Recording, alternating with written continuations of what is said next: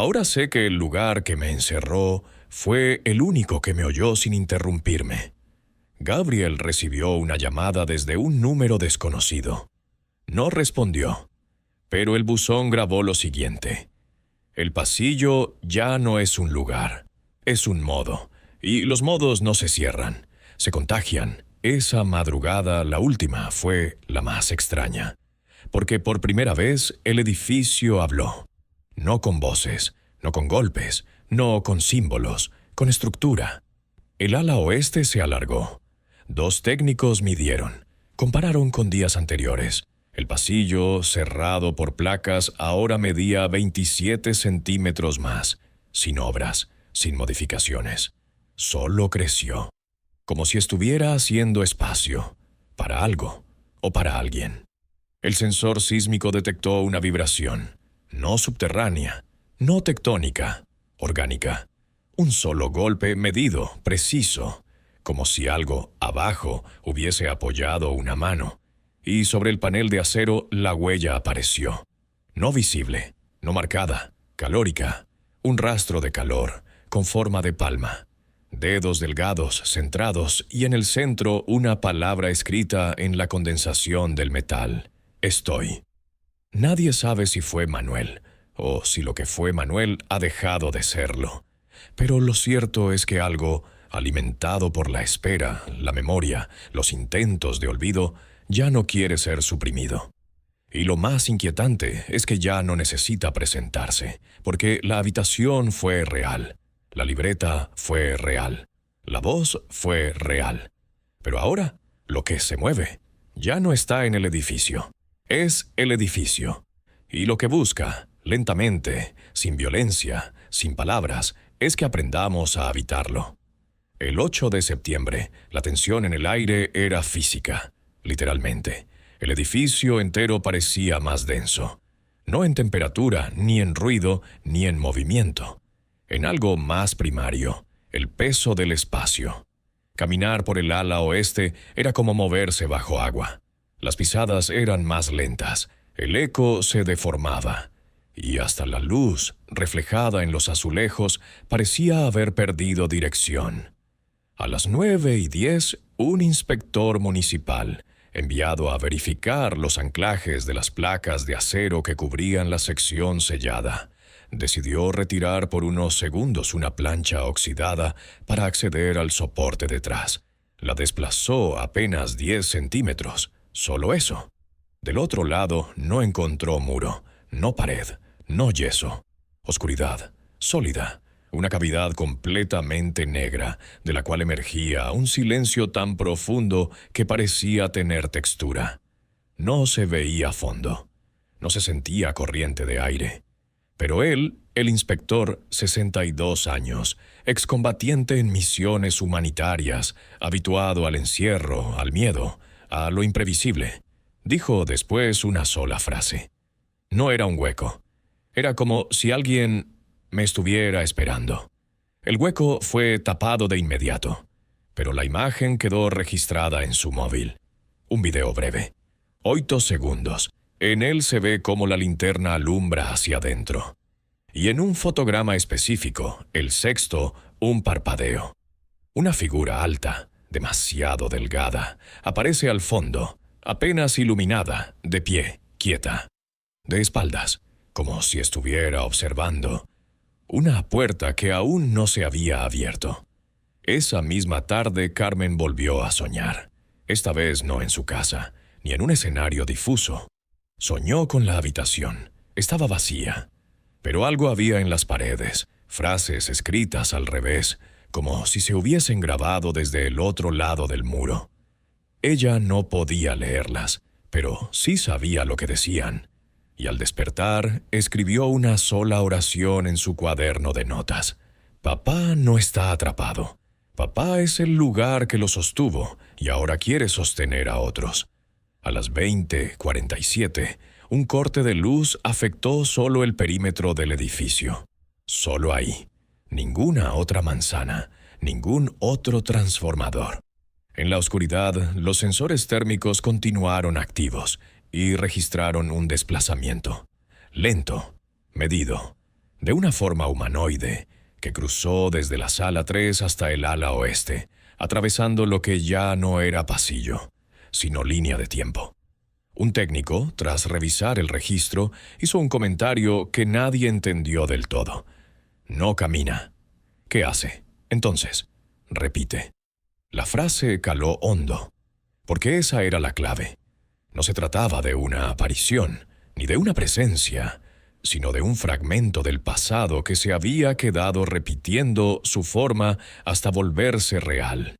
Y ahora esa repetición había aprendido a anclarse, a estabilizarse, y necesitaba una sola cosa para convertirse en estructura completa. Un testigo, alguien que supiera nombrarla, alguien que la aceptara como cierta. Esa noche, a las 3:17, hora ya marcada como ritual, la radio volvió a encenderse sola, sin electricidad, sin sintonía, solo estática, y una voz que emergió de fondo, no grabada, no reproducida, una voz que se fabricaba a medida que hablaba, y dijo: si están escuchando esto, entonces ya no soy yo, ya soy todos los pasillos, y todos los que nunca salieron de ellos. En ese momento la luz volvió, y lo primero que vieron, en el monitor de la cámara 4, fue que el muro del ala oeste tenía escrita, en letras perfectas, una última palabra, en tinta negra que no goteaba. Era un diseño de 1946. Plano maestro de estructuras penitenciarias. Incluía la comisaría de Linares. Pero lo perturbador no era el plano. Era lo que alguien había escrito a mano en lápiz, al margen inferior. Este edificio no fue diseñado para encerrar. Fue diseñado para albergar. No cuerpos, ideas detenidas, memorias que no podían salir. Y firmado, E. No había más datos, pero Gabriel ya conocía esa letra. Había aparecido 3 días antes en la página 52 del cuaderno de Manuel, la última que se había escaneado. Carmen, en su casa, seguía soñando. Pero ahora no eran recuerdos, eran visitas. En el sueño, la puerta de su casa estaba entreabierta. Ella estaba en la mesa. Y una figura se sentaba frente a ella. No decía nada, solo la miraba.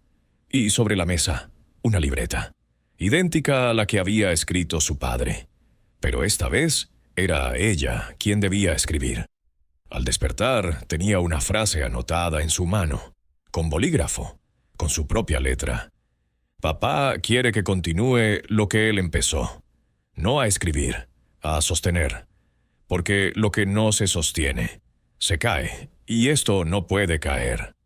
Los técnicos intentaron aislar la comisaría por completo, pero al cerrar la compuerta eléctrica que daba al ala oeste, la electricidad falló en todo el sistema, y en el silencio resultante escucharon un sonido imposible, teclas, como de máquina de escribir, de las antiguas, no una frase entera, rápida, perfecta, y luego una pausa y un nuevo sonido. Una página siendo arrancada. Cuando fueron a revisar el área no había nadie, pero sobre el suelo, en medio del pasillo, una hoja amarilla, con bordes quemados y escrita en tinta negra. Ahora ya saben escribirlo, ahora ya saben pensarlo. Lo único que falta es que aprendan a vivirlo. Y entonces lo entendieron. No estaban investigando una desaparición, estaban presenciando una emergencia. No como sinónimo de peligro, como sinónimo de algo que emerge, que no puede seguir contenido, que ha aprendido nuestra forma, nuestra lengua, nuestra lógica, y ahora sabe cómo estar entre nosotros, sin puertas, sin pruebas, sin espectros, solo como un edificio que ya no necesita planos, porque es una idea. Porque es una voz que se ha hecho estructura, y porque esa voz fue Manuel, pero ya no lo es del todo. Ahora es lo que quedó cuando nadie lo escuchó.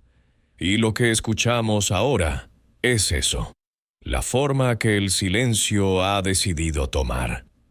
El 7 de septiembre, a las 4:12 de la madrugada, el monitor de vigilancia que apuntaba al pasillo oeste mostró una imagen que nadie supo cómo explicar. No era una figura, no era una sombra, era un cambio en la perspectiva misma del pasillo, como si la cámara, sin moverse, comenzara a ver desde adentro del muro. Por unos segundos, exactamente 43, la imagen fue eso, una visión imposible. Paredes con doble fondo, texturas sin forma fija, y al fondo algo que parecía una silla con algo encima. No hubo confirmación visual. La cámara volvió a su ángulo habitual sin registrar interferencias. Pero el vigilante, que no despegó los ojos de la pantalla, escribió una frase en su informe. Durante ese minuto, tuve la sensación física de que si parpadeaba, lo que estaba detrás me iba a ver. A las 10:31, Gabriel regresó con un nuevo escáner tridimensional. Quería probar algo. No medir el pasillo, no analizar la cavidad. Quería registrar la presión ambiental, no del aire, de la memoria estructural. Había encontrado una tesis olvidada de un físico argentino que proponía que ciertos lugares, cuando son testigos de hechos no dichos, de emociones no resueltas, de desapariciones sin relato, acumulan lo que él llamaba gravedad emotiva de segunda densidad. Una fuerza leve que no se mide en kilogramos, pero que hunde, deforma, retiene, y cuando esa densidad llega a cierto umbral, responde. El escáner mostró algo imposible, una fluctuación en el eje medio del edificio, como si hubiera otra versión superpuesta del mismo espacio, ligeramente desfasada, un eco físico, un plano que vibra no con sonido, sino con forma, y en ese eco una silueta, no fija, no frontal, solo una presencia vertical que cambia según el ángulo de lectura. Gabriel no dijo nada, solo apagó el escáner, y en su libreta escribió: no es que el edificio lo absorbió, es que él encontró cómo vivir sin cuerpo en los bordes del edificio. Esa noche Carmen volvió a soñar, pero esta vez el sueño no era borroso, era estructural. Soñó con las escaleras de la comisaría, con las puertas, con los suelos de piedra, pero estaban al revés, todo al revés, y ella caminaba por el techo. Y las palabras no estaban en papeles ni paredes, sino en la propia carne del lugar. Como si el edificio fuera una garganta, y ella caminara dentro de una voz que alguna vez fue humana, y que ahora solo sabe imitar personas. Al despertar, en su almohada, un trozo de papel húmedo, no escrito, no impreso, mecanografiado. Estoy bien, no porque siga, sino porque ya no espero que me... De niña, se veía en una oficina pequeña, con una lámpara oscilante, una radio crepitando, y frente a ella una sombra, no con forma humana, pero sentada, silenciosa. Y cuando despertó, había vuelto a escribir sin saberlo. No está esperando salir, está esperando que sepamos cómo entrar. Esa frase coincidía con una página que aún no se había compartido públicamente del cuaderno de Manuel, la página 37. En ella, él había dibujado una escalera invertida, que no bajaba, que crecía hacia abajo, y al pie del dibujo había escrito: cuando te das cuenta de que no hay salida, lo único que queda es volverse pasillo. Esa noche, el pasillo oeste del edificio volvió a emitir sonido. No de radio, no de golpes, era un murmullo. Pero no venía del pasillo, venía de las paredes. Uno de los guardias de vigilancia lo describió así. Era como escuchar una conversación sin voces. ¿Cómo es eso? Como si las palabras no se dijeran, sino que ya estuvieran adentro de uno. A las 3:17, hora en que todo parecía repetirse, la cámara térmica instalada por prevención captó una anomalía. Un punto de calor, en la pared sellada. Subía lentamente, como una figura que se irguiera, pero sin romper el muro. Era calor sin cuerpo, forma sin volumen, y al detenerse a la altura de la cara de un adulto, la temperatura se estabilizó. No subió, no bajó, y apareció una nueva palabra, trazada con hollín, desde dentro filtrada por los poros del yeso. Recuerdo. A la mañana siguiente, en un descuido, Lara, la niña que descubrió la habitación, regresó sola. Había vuelto con su padre, escondida entre cajas. Caminó sin hacer ruido, hasta el pasillo. Allí volvió a tocar la pared. No con miedo, con curiosidad, y dijo algo en voz baja. ¿Sigues ahí? No hubo respuesta. Pero cuando regresó con su padre, tenía la palma marcada con polvo, y en el centro de la mano una palabra, escrita con ceniza fina. Sí, la niña no tuvo fiebre, no lloró, no pareció afectada. Solo repitió una cosa todo el día, como si no entendiera por qué lo sabía. No quiere salir para irse y quiere salir para acomodarse. ¿Dónde? Donde haya más silencio, donde no lo nieguen. Los técnicos sellaron el pasillo con placas de acero, pero la palabra recuerdo siguió apareciendo. No afuera, sino dentro de las oficinas, en papeles, en computadoras desconectadas, en libretas de notas, como si el edificio hubiera empezado a escribir desde sí mismo. Ya no necesita un habitante, ni una firma, ni una puerta abierta. Solo alguien que sepa que estuvo, que sigue estando, y que ahora puede extenderse. Porque lo que se queda encerrado lo suficiente, si aprende a escucharse, aprende también a nombrarse. Y una vez que algo sabe cómo llamarse, puede venir, no con pasos, con ecos, no con manos, con estructura. Y eso en esta comisaría ya está pasando. La mañana del 6 de septiembre comenzó sin incidentes visibles. El edificio de la antigua comisaría amaneció sellado, vigilado, asegurado con placas reforzadas, sensores y un protocolo de acceso extremadamente limitado. Ningún civil, técnico o funcionario podía entrar sin autorización doble y supervisión directa. Pero algo había cambiado. Los sensores de presión instalados dentro del ala oeste comenzaron a registrar vibraciones verticales. No eran sismos, no eran pasos, eran ondas ascendentes, como si algo desde abajo empujara. No con fuerza, con ritmo, una cadencia constante, como si estuviera subiendo con método. En el exterior nadie lo sabía.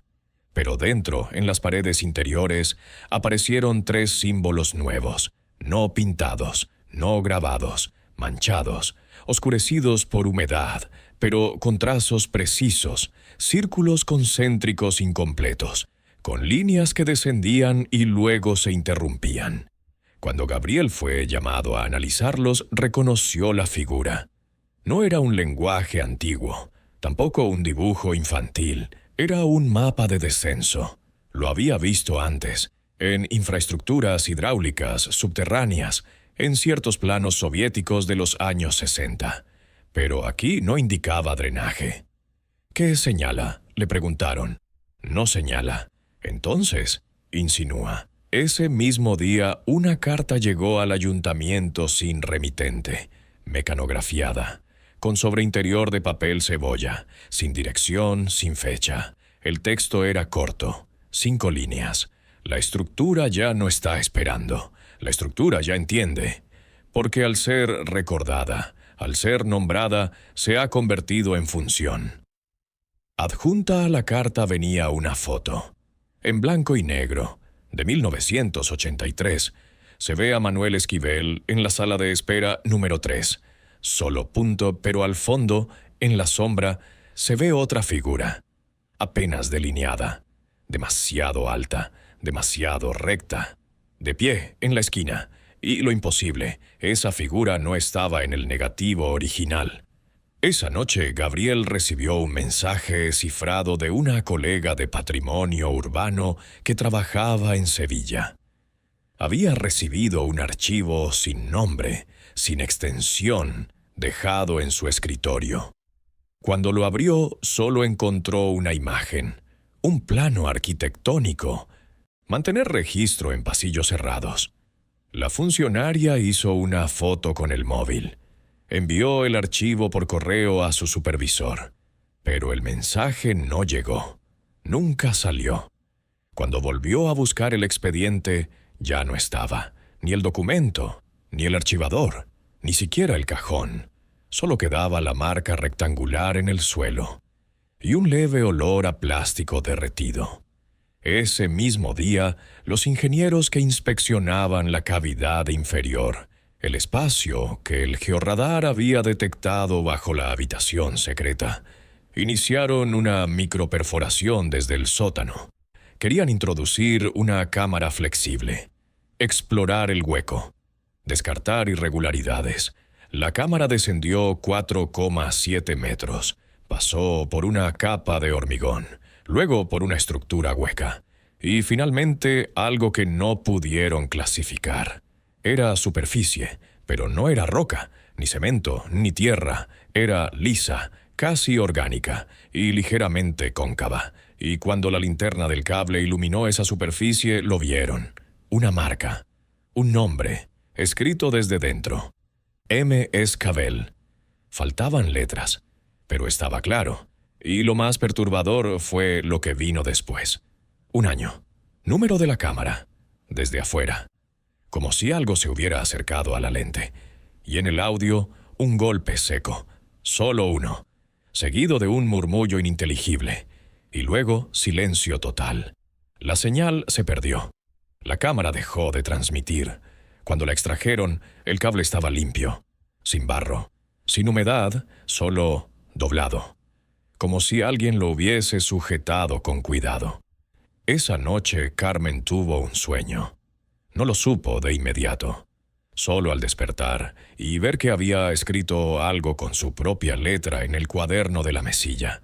No recordaba haberlo hecho, pero ahí estaba, una frase, en tinta negra, con su letra, pero sin su conciencia. Papá dice que no está en la sala. Papá dice que la sala está en él, y que ahora él sabe cómo guardar cosas también. Gabriel recibió un mensaje de voz.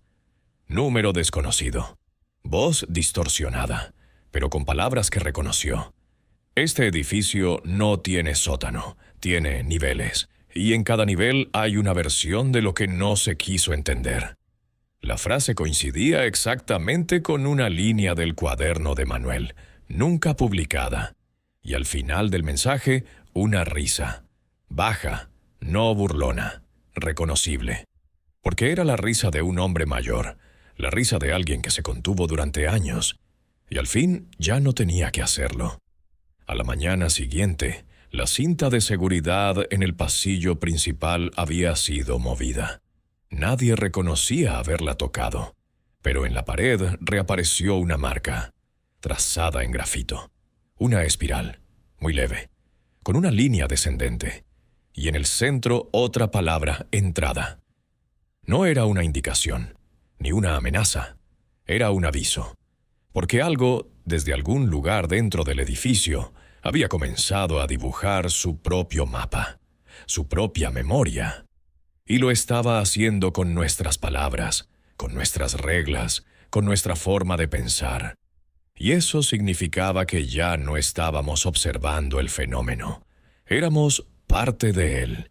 Y lo que viene cuando una memoria se completa, cuando una voz se graba tantas veces que ya no necesita altavoz, no es una aparición. Es una forma nueva de estar. Una que no necesita cuerpo, ni puerta, ni permiso. Solo una pared suficientemente hueca. El 5 de septiembre, antes de que el sol levantara la bruma sobre los tejados de Linares, un inspector de estructuras fue enviado a realizar un análisis final sobre la integridad de la antigua comisaría.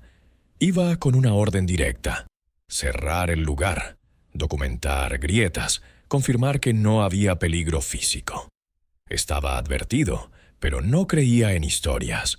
Su nombre era Martín Urrutia, Tenía 58 años y desde que le asignaron el trabajo decía una sola cosa: los edificios no guardan nada. ¿Y lo de la habitación? Error de planos. ¿Y lo del cuaderno? Montaje. ¿Y las huellas? Humos viejos, todo queda pegado. No duró más de 3 horas adentro. Salió temblando, pálido, con la ropa empapada en sudor. Se negó a hablar con los medios. Solo entregó un informe con 3 frases manuscritas, sin membrete. El pasillo oeste no termina donde comienza. Las distancias no son constantes. La estructura no tiene fin, solo cambia de forma para que parezca tenerlo. El documento fue sellado. Urrutia pidió licencia indefinida. Nunca volvió a trabajar. Gabriel volvió al edificio esa tarde, no como técnico, sino como testigo. Quería hacer una última medición personal. Se detuvo frente al tramo de pared donde había aparecido días atrás la palabra entrada. Sacó un lápiz, un cuaderno, una cinta métrica. Cuando apoyó la palma contra el muro, lo sintió. Un latido, débil pero rítmico. Número del edificio. De algo dentro, como si el concreto hubiera aprendido a imitar un pulso. Se apartó, anotó, y al mirar hacia abajo vio que el yeso tenía marcas, no grietas, surcos, como si alguien, desde dentro, hubiera estado escribiendo con la uña. Durante años, Carmen, en su casa, volvió a soñar. Esta vez no fue su padre quien hablaba. Fue ella. ¿Hay alguien usando energía dentro del edificio? Number, todo está sellado. Entonces, ¿quién la está pidiendo? Al mediodía, 2 miembros del equipo de inspección entraron a la comisaría acompañados por una patrulla. Querían verificar la oscilación desde el interior. Usaron un medidor portátil de campo electromagnético. En los primeros 10 minutos no ocurrió nada, pero al llegar al pasillo donde Lara, la niña, había descubierto la puerta, el aparato emitió un pitido agudo, no constante, no de alerta, de lenguaje, códigos intermitentes, patrón rítmico, como si estuviera respondiendo a algo que solo el aparato podía escuchar. Uno de los peritos grabó el sonido. Lo envió por curiosidad a un amigo que trabajaba en ingeniería acústica. Horas después recibió una transcripción. No palabras, sino repetición estructural. Una sola secuencia en bucle. Puerta, puerta, puerta. Espera, espera, espera. Entrada, entrada, entrada. El pasillo fue acordonado. Se consideró inestable. Pero no era la estructura lo que inquietaba, era lo que persistía. Una pared, idéntica a las otras, empezaba a tener diferencias sutiles. El yeso se agrietaba en el mismo punto cada noche. El zócalo parecía hincharse desde dentro. Y el aire olía distinto. No a humedad, no a encierro, sino a papel viejo. Tinta seca y algo más, calor. No físico, calor de presencia. Gabriel, el arquitecto que había advertido sobre la deformación del edificio, fue invitado a participar de una nueva inspección.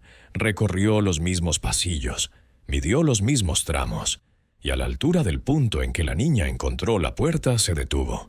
Aquí hay 2,40 metros. ¿Sí? ¿Y el plano dice cuánto? 2.40. No. Medí desde acá hasta acá, dijo, señalando 2 vértices opuestos. Repitieron la medición. 2,40. Pero al intentar caminarlo, solo daban 5 pasos. «Eso no es posible», murmuró Gabriel. «¿Qué quiere decir?» «Que la distancia está siendo vivida como más corta de lo que es». «¿Y por qué?» «Porque la pared se está aproximando». Carmen fue llamada nuevamente. Le ofrecieron ingresar solo si lo deseaba. Lo hizo. Entró sola, sin acompañamiento. En la entrada del pasillo se detuvo. Tocó la pared con los dedos, cerró los ojos y dijo en voz baja: «La radio está sonando». «No hay radio ahora mismo». Sí que hay. Se acercaron. No se escuchaba nada. Pero Carmen empezó a decir frases que no había leído nunca. La puerta no se abre con llave. Se abre cuando el que está afuera la recuerda como si todavía estuviera adentro. Silencio. ¿Quién dijo eso? Ella miró el suelo. Dio un paso atrás. Mi padre. ¿Lo dijo antes de desaparecer? Number Law está diciendo ahora. Esa noche, el edificio fue custodiado por 2 agentes. Nadie debía entrar. Pero a las 3:14 de la madrugada, la alarma del pasillo saltó sola. No hubo intrusión. No se abrió ninguna puerta. Pero en las cámaras, una sombra. No definida, no proyectada, solo presente en 3 fotogramas. Una forma humana, alta, quietísima, de espaldas, como si hubiera estado esperando algo. Y al no encontrarlo, hubiera vuelto a mirar hacia adentro. En la mañana del día siguiente, cuando los técnicos volvieron, se encontraron con una novedad. Sobre la pared que había sido sellada tras descubrir la habitación, había un escrito en carbón, trazado con una mano firme, no infantil, no temblorosa, solo 2 palabras, sin firma, sin fecha. Estoy despierto. El informe quedó clasificado. La entrada fue tapiada nuevamente, pero los que estaban ahí sabían algo que ya no podían ignorar. Manuel Esquivel no estaba perdido.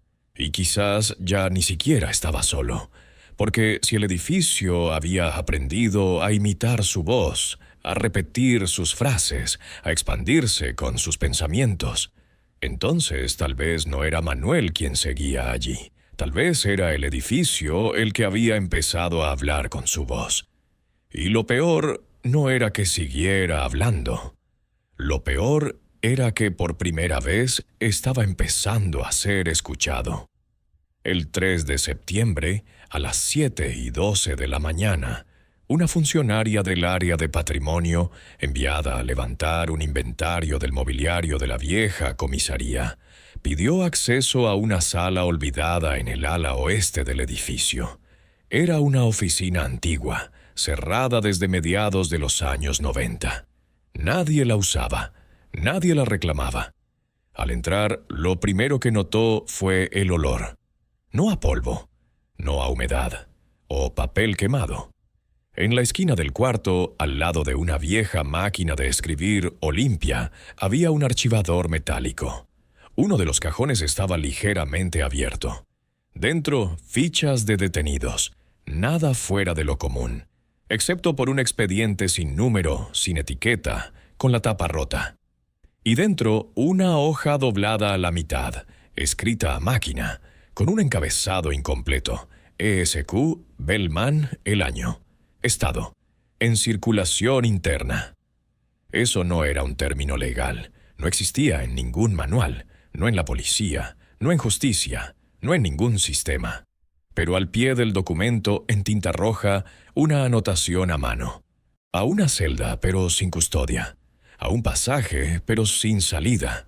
Y aún más, si él ¿estuvo solo? La segunda revisión técnica fue más profunda.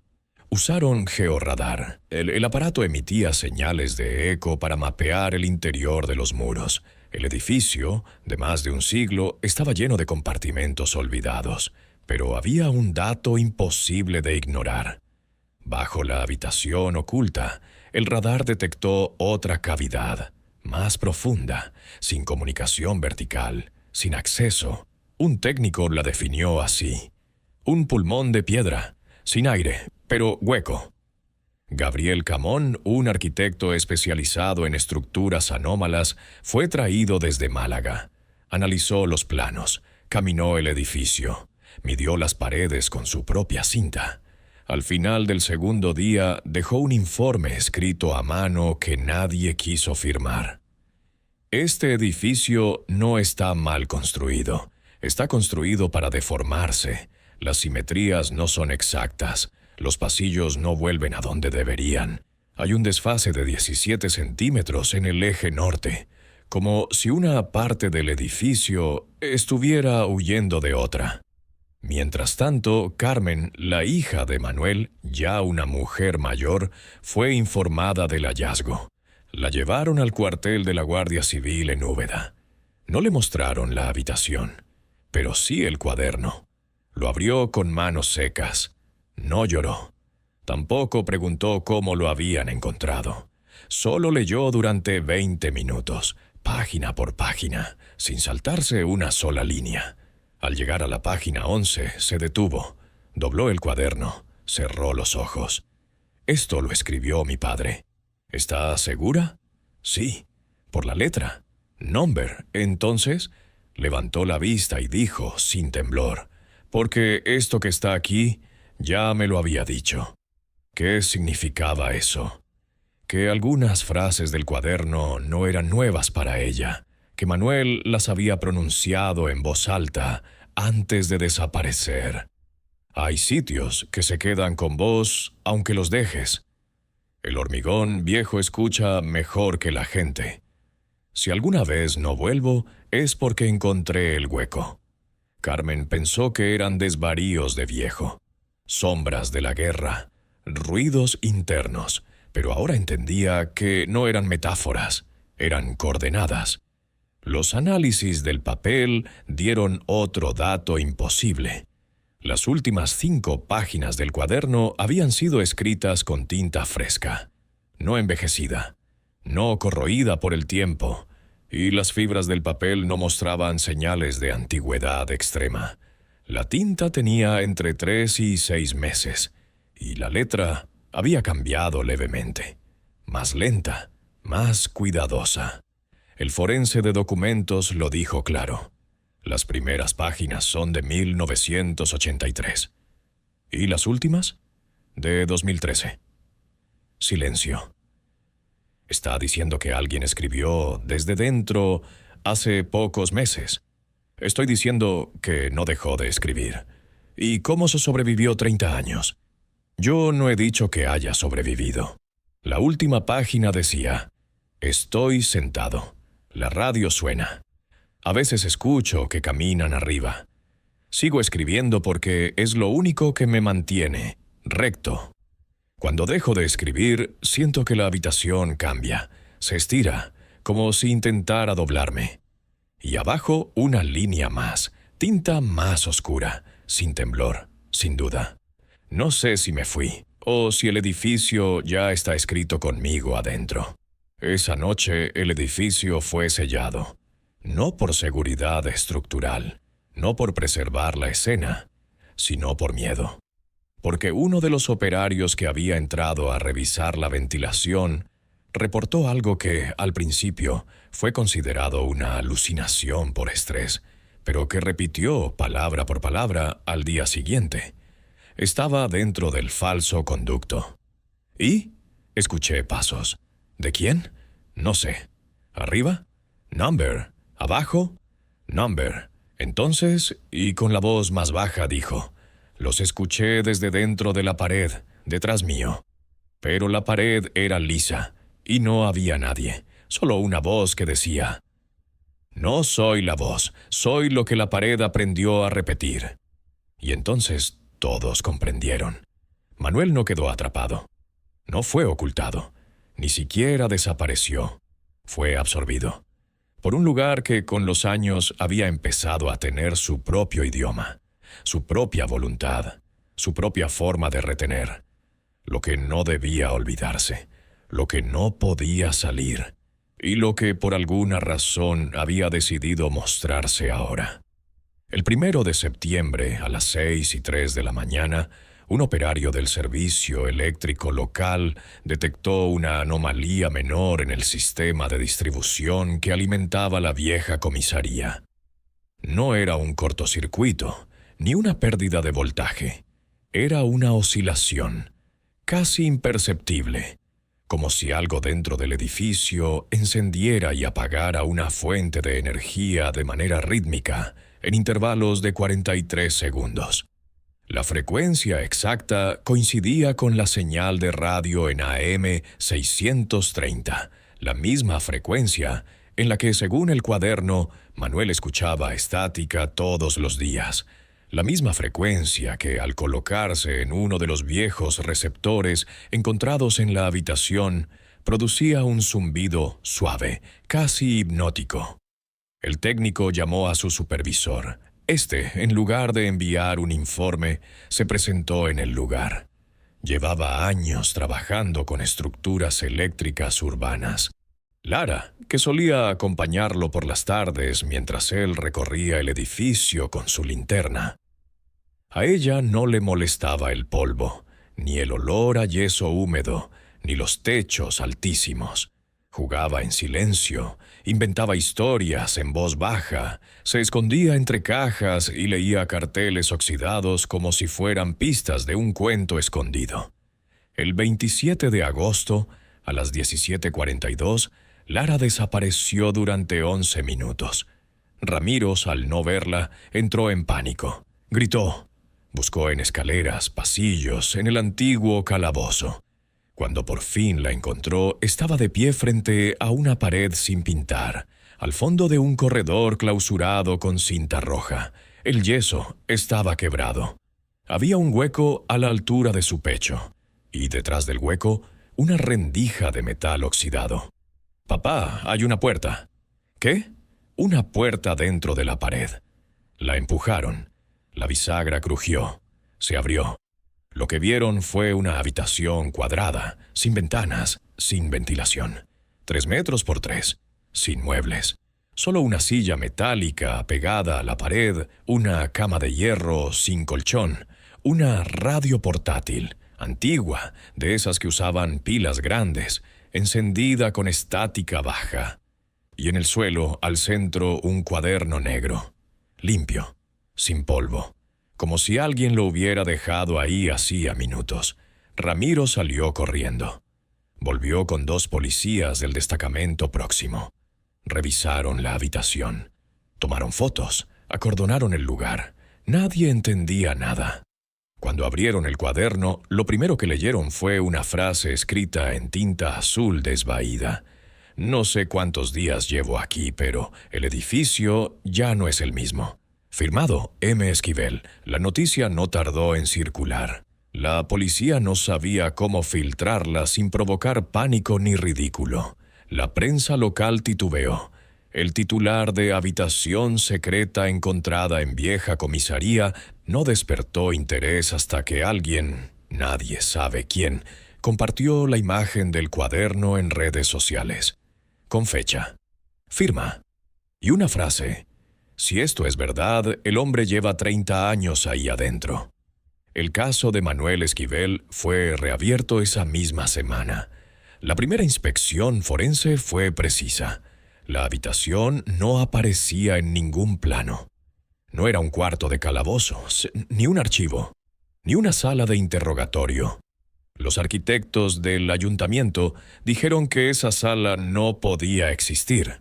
Según los documentos oficiales, en ese punto debería haber muro estructural. Pero ahí estaba, con pintura antigua, marcas en el suelo y huellas. Sí, huellas. Una decena de pasos visibles, concentrados en un perímetro circular. Como si alguien hubiera caminado de un lado a otro durante mucho tiempo. Muchísimo. Pero lo que desconcertó aún más fue lo que encontró uno de los peritos bajo la radio. Una pila, caducada en 1985, pero con carga. Y la radio encendida. El cuaderno fue llevado al laboratorio. Tinta, de los años 80. Papel, original. Huellas, coinciden con la ficha dactilar de Manuel Esquivel. El primer párrafo del segundo día en la libreta decía: «No sé si estoy debajo o dentro. La puerta por la que entré ya no está. Me traen comida a veces, pero nunca los veo. Creo que hay alguien en la pared, o la pared es alguien». Se analizaron todos los escritos. Eran 64 páginas, pero no en orden cronológico. No estaban numeradas. Las frases se repetían. Algunas se corregían a mano. Otras se tachaban. Y una aparecía 5 veces, exacta. El edificio tiene memoria, y la mía ya no me pertenece. Los investigadores interrogaron a todo el personal de los años 80, que aún seguía vivo. Nadie recordaba esa sala. Pero un agente retirado, con voz temblorosa, dijo algo inquietante. Había una oficina que nadie quería usar. ¿Por qué? Porque a veces, cuando te quedabas solo, se oía la puerta abrirse, desde adentro. Esa oficina, según sus recuerdos, quedaba justo arriba de la habitación secreta, la misma que la niña había abierto. Pero lo más aterrador fue lo que descubrieron en una pared interior de esa misma sala. Al retirar una estantería empotrada, hallaron un hueco vertical, angosto, sin acceso, una ranura que bajaba en línea recta hasta perderse en la oscuridad, y tallada con clavos oxidados una frase incompleta: «Yo no soy el primero, pero puedo ser el último». La comisaría fue cerrada, pero la pregunta no era quién lo encerró, era qué lo mantuvo allí, y por qué después de 30 años eligió mostrarse ahora. Las primeras 48 horas después del hallazgo fueron un caos en voz baja. No hubo comunicados oficiales, no hubo flashes ni ruedas de prensa, solo pasos apresurados por los pasillos del ayuntamiento, correos marcados como urgente y llamadas discretas a Madrid. Pero nadie quería ser el primero en ponerle nombre a lo que acababa de ocurrir. Porque si la habitación existía, si el cuaderno era auténtico, entonces Manuel Esquivel no se había perdido. No había huido. No había muerto en el monte ni en la cuneta. Había estado adentro, del edificio, del muro, de algo que se parecía a un cuarto y no lo era.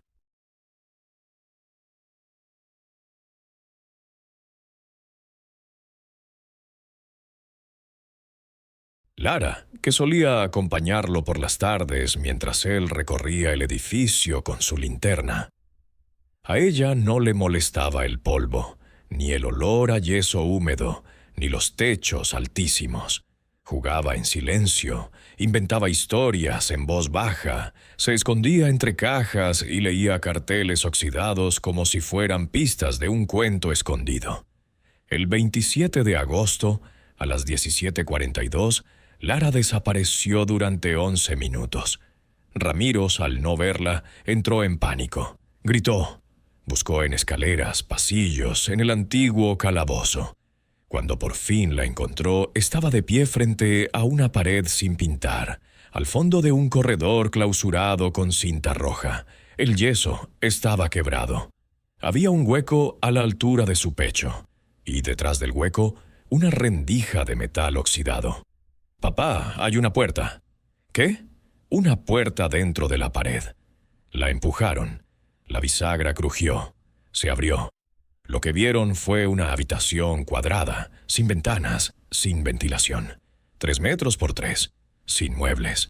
Solo una silla metálica pegada a la pared, una cama de hierro sin colchón, una radio portátil, antigua, de esas que usaban pilas grandes, encendida con estática baja. Y en el suelo, al centro, un cuaderno negro, limpio, sin polvo, como si alguien lo hubiera dejado ahí hacía minutos. Ramiro salió corriendo. Volvió con 2 policías del destacamento próximo. Revisaron la habitación. Tomaron fotos, acordonaron el lugar. Nadie entendía nada. Cuando abrieron el cuaderno, lo primero que leyeron fue una frase escrita en tinta azul desvaída. «No sé cuántos días llevo aquí, pero el edificio ya no es el mismo». Firmado M. Esquivel. La noticia no tardó en circular. La policía no sabía cómo filtrarla sin provocar pánico ni ridículo. La prensa local titubeó. El titular de habitación secreta encontrada en vieja comisaría no despertó interés hasta que alguien, nadie sabe quién, compartió la imagen del cuaderno en redes sociales. Con fecha, firma y una frase. Si esto es verdad, el hombre lleva 30 años ahí adentro. El caso de Manuel Esquivel fue reabierto esa misma semana. La primera inspección forense fue precisa. La habitación no aparecía en ningún plano. No era un cuarto de calabozo, ni un archivo, ni una sala de interrogatorio. Los arquitectos del ayuntamiento dijeron que esa sala no podía existir. Según los documentos oficiales, en ese punto debería haber muro estructural. Pero ahí estaba, con pintura antigua, marcas en el suelo y huellas. Sí, huellas. Una decena de pasos visibles, concentrados en un perímetro circular. Como si alguien hubiera caminado de un lado a otro durante mucho tiempo. Muchísimo. Pero lo que desconcertó aún más fue lo que encontró uno de los peritos bajo la radio. Una pila, caducada en 1985, pero con carga. Y la radio encendida. El cuaderno fue llevado al laboratorio. Tinta, de los años 80. Papel, original. Huellas, coinciden con la ficha dactilar de Manuel Esquivel. El primer párrafo del segundo día en la libreta decía: «No sé si estoy debajo o dentro. La puerta por la que entré ya no está. Me traen comida a veces, pero nunca los veo. Creo que hay alguien en la pared, o la pared es alguien». Se analizaron todos los escritos. Eran 64 páginas, pero no en orden cronológico. No estaban numeradas. Las frases se repetían. Algunas se corregían a mano. Otras se tachaban. Y una aparecía 5 veces, exacta. El edificio tiene memoria, y la mía ya no me pertenece. Los investigadores interrogaron a todo el personal de los años 80, que aún seguía vivo. Nadie recordaba esa sala. Pero un agente retirado, con voz temblorosa, dijo algo inquietante. Había una oficina que nadie quería usar. ¿Por qué? Porque a veces, cuando te quedabas solo, se oía la puerta abrirse, desde adentro. Esa oficina, según sus recuerdos, quedaba justo arriba de la habitación secreta. La misma que la niña había abierto. Pero lo más aterrador fue lo que descubrieron en una pared interior de esa misma sala. Al retirar una estantería empotrada, hallaron un hueco vertical, angosto, sin acceso. Una ranura que bajaba en línea recta hasta perderse en la oscuridad, y tallada con clavos oxidados una frase incompleta. «Yo no soy el primero, pero puedo ser el último». La comisaría fue cerrada. Pero la pregunta no era quién lo encerró, era qué lo mantuvo allí. ¿Y por qué después de 30 años eligió mostrarse ahora? Las primeras 48 horas después del hallazgo fueron un caos en voz baja. No hubo comunicados oficiales, no hubo flashes ni ruedas de prensa, solo pasos apresurados por los pasillos del ayuntamiento, correos marcados como urgente y llamadas discretas a Madrid. Pero nadie quería ser el primero en ponerle nombre a lo que acababa de ocurrir. Porque si la habitación existía, si el cuaderno era auténtico, entonces Manuel Esquivel no se había perdido. No había huido. No había muerto en el monte ni en la cuneta. Había estado adentro, del edificio, del muro, de algo que se parecía a un cuarto y no lo era.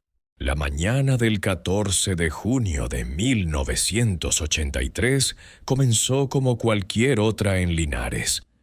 El calor andaluz ya presionaba el asfalto desde temprano, y en la comisaría central, un edificio de muros gruesos y escaleras de mármol gastado, el turno de las 8 arrancaba con la rutina habitual. Declaraciones de barrio, registros menores, papeleo. Manuel Esquivel llegó puntual. Camisa blanca con los botones superiores desabrochados, gorra militar en la mano. No vestía como un testigo cualquiera. Tenía 59 años, arrugas duras marcadas por el desierto africano y una presencia que, aunque silenciosa, imponía. Fue soldado en la guerra de Ifni, cuando España aún perdía lentamente sus colonias. Nunca hablaba de aquello. Solo una vez, años antes, había dicho frente a su hija algo que se le quedó clavado. Hay lugares donde no se vuelve igual, aunque regreses. Ese día iba a declarar como testigo en una pelea entre vecinos. Nada grave, en apariencia. Un altercado entre dos hombres en un bar. La policía necesitaba confirmar si había visto algo desde la ventana de su casa. Manuel se ofreció a ir a declarar por voluntad propia. Llegó a la comisaría a las 9:18. Firmó el ingreso. Fue asignado a la sala de espera número 3, una de las pequeñas con puerta interna que da a los despachos. No se le volvió a ver. A las 10:47, uno de los agentes fue a buscarlo para tomarle declaración. Tocó la puerta. Nadie respondió. Abrió. La sala estaba vacía. No había silla movida, ni ventana abierta, ni papeles sobre la mesa. Solo el aire, más denso de lo normal. Pensó que se había confundido de sala. Buscó en las otras. Preguntó en recepción. Nadie lo había visto salir. Revisaron las cámaras. El sistema de grabación, aún rudimentario, mostraba las zonas principales. Manuel entraba por la puerta frontal, caminaba por el pasillo, tomaba asiento, y luego, nada. No salía, no se movía a otra sala, no hablaba con nadie, simplemente se disolvía. El jefe de guardia ordenó revisar los baños, la zona de celdas, el sótano donde se guardaban muebles viejos. No encontraron nada. Pensaron en un error, que no había llegado, que nunca estuvo. Pero la firma seguía allí, en el libro de ingresos. Manuel Esquivel, CX11X, a mediodía. La noticia llegó a su hija, Carmen, enfermera, mujer pragmática, firme. No creyó en accidentes ni errores. ¿Cómo que no está? Desapareció. ¿Cómo se puede desaparecer en una comisaría? Los agentes intentaron calmarla, hicieron lo que pudieron, o lo que quisieron. Esa misma tarde, el caso se elevó a nivel provincial. Una desaparición dentro de una dependencia del Estado no era algo que pudiera ignorarse. Hubo movilización, perros, revisión de archivos, interrogatorios a todos los agentes de turno.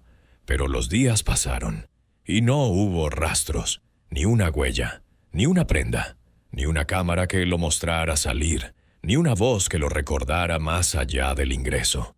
El informe oficial, redactado 2 semanas después, cerró el caso bajo la denominación ausencia sin evidencia de delito. Pero Carmen siguió insistiendo. Fue a radios locales, escribió a periódicos, repartió panfletos con una fotografía borrosa.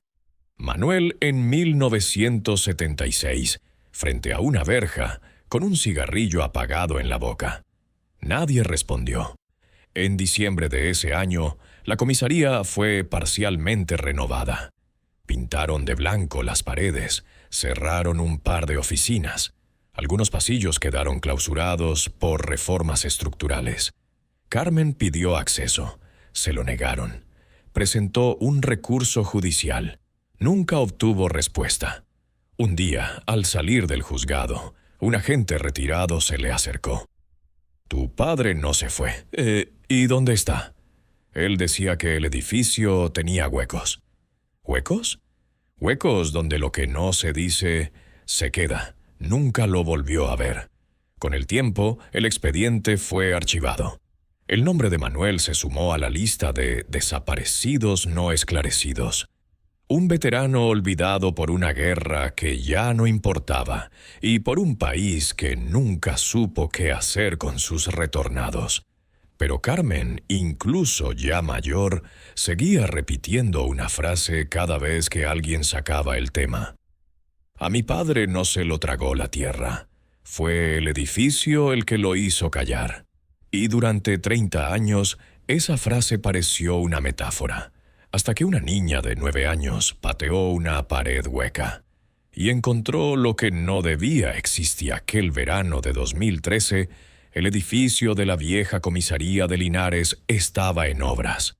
no por ampliación ni restauración, sino por abandono.